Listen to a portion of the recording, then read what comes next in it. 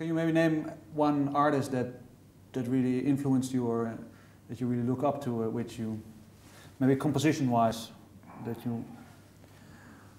Actually, this is a hard question because there are so many from so many different styles, so I don't really think that I can name just one guy who I would say, oh, this is it.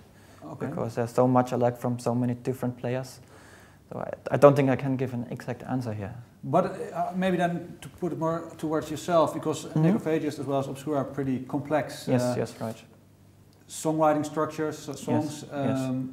How did you say, because the average person would not probably come up with that, that kind of songwriting. Yeah, right. Who do you think, how much of that kind of songwriting was already in you, or how did you develop that? Well, actually, I think now I also understand the first question better, we say composition-wise.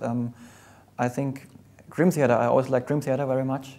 I got into Dream Theater when I was 13 or 14 years old, and this is also very similar in terms of unusual song structures, of complex compositions, and not the typical scheme you have in a song. And even before I got into death metal, I was into that music a lot, and so I already was into trying around different structures and arrangements and different harmonical ideas, and I was always trying to go for new stuff which I haven't heard before, because actually that's what progressive music means for me.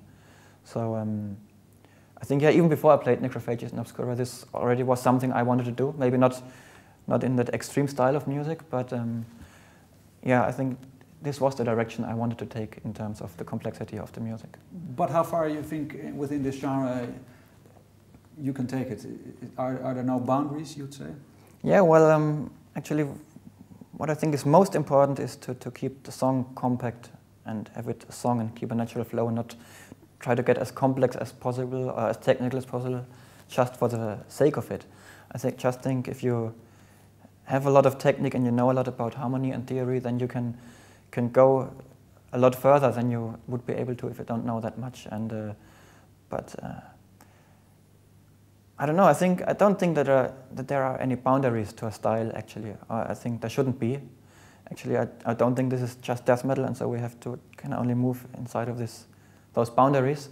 I think there are no limits actually where you can take this, but you have to be careful to make it still catchable and to keep the flow going.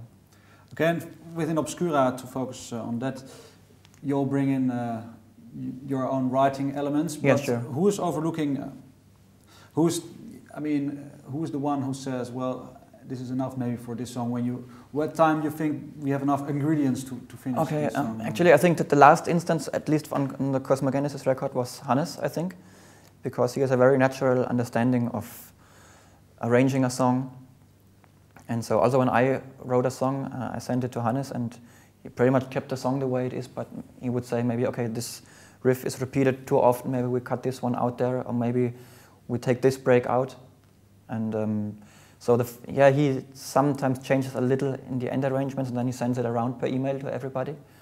And when everybody is satisfied with the final version, then we all give green light and say, okay, this is it. This is the way it shall be recorded, actually.